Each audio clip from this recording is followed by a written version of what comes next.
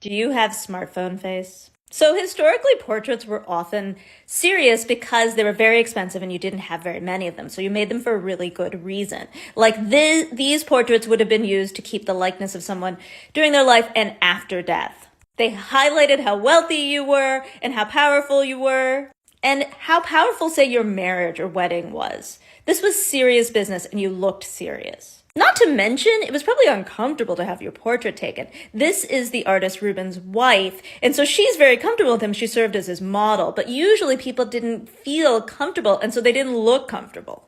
And early photography didn't make it more comfortable. You had to stay still, or your image would blur. Which didn't keep this guy, who is the first photographic smile from 1850, from smiling. Now, certainly convention is why they didn't smile, but yes, they also maybe had terrible teeth. But otherwise, they didn't look really any different. They certainly weren't shorter than us. Henry VIII was 6'2".